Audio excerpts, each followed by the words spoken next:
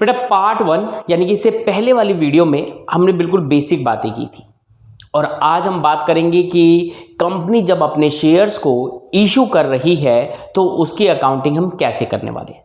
तो अभी मैं आपसे एक एग्जांपल ले रहा हूं कि कंपनी कहती है हम इशू कर रहे हैं 1000 इक्विटी शेयर्स। कंपनी कहती है हम इशू कर रहे हैं 1000 equity shares at the rate 10 each payable on application, यानी कि हमें सारा पैसा एक ही बार में आपसे चाहिए।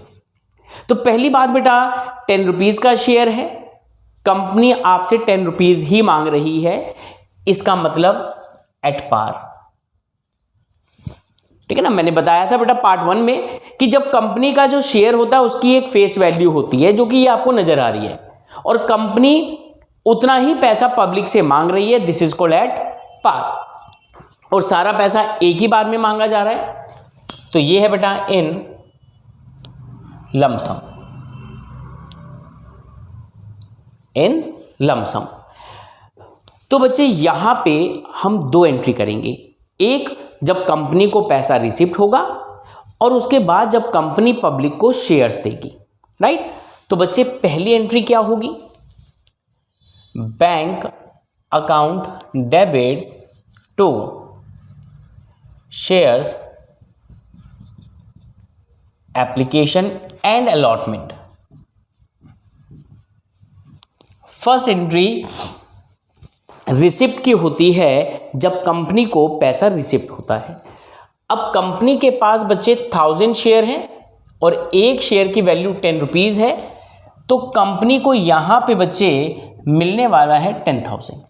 तो यानी कि कंपनी ने 10,000 रुपीज रिसीव कर लिया। अब सेकेंड एंट्री में कंपनी शेयर्स इशू करेगी, तो नेक्स्ट एंट्री होगी बेटा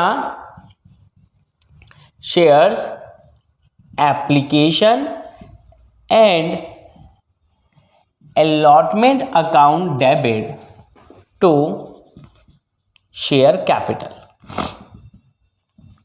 चलो जी, बस ये दो एंट्री आप यहां पे करने वाले हैं। अब अगर बेटा हम इसी क्वेश्चन को थोड़ा सा मॉडिफाई करें, कंपनी कहती है 1000 शेयर्स है, 10 rupees each, payable on application and premium of ₹2 each. यानी कि कंपनी कहती है कि अब हम 10 रुपए के शेयर को, 10 रुपीज के शेयर को 10 रुपीज में नहीं 12 रुपीज में बेचेंगे। तो बच्चे ये एट पार हट गया, ये बन गया at premium. When company issue there shares more than their face value, company कहती है कि जो हमारी फेस वैल्यू है हम उससे ज्यादा मांग रहे हैं।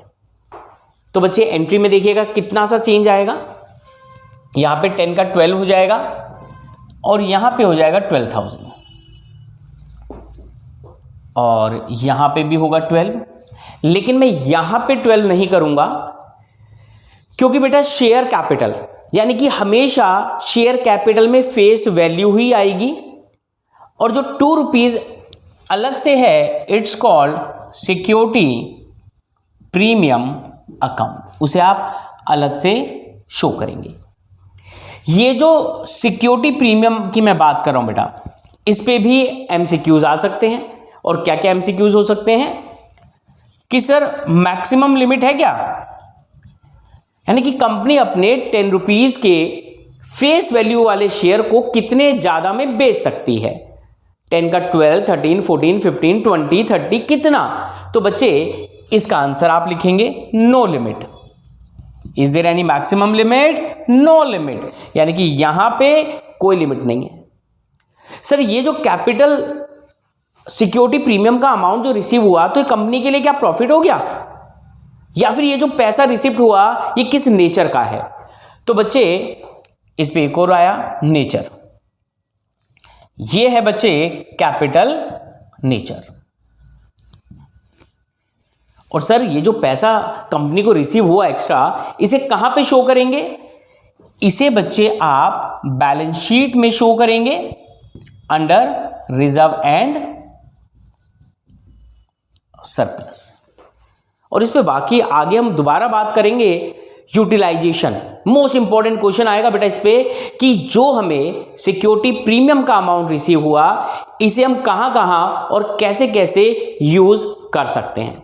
तो ये था बेटा आज हमारा इश्यू ऑफ शेयर कैपिटल का पार्ट नंबर 2, जिसमें बिल्कुल बेसिक वाली बात की मैंने कि जब कंपनी अपने शेयर्स को पार पे इशू करती है या प्रीमियम पे करती है और लमसम पैसा मांग लेती है। लमसम यानी कि कोई इंस्टॉलमेंट नहीं है, सारा पैसा कंपनी को एक ही बार में चाहिए। और जब कंपनी अपना सिक्योरिटी प्रीमियम लेती है तो उस पे कैसे कैसे आपके क्वेश्चंस बन सकते हैं।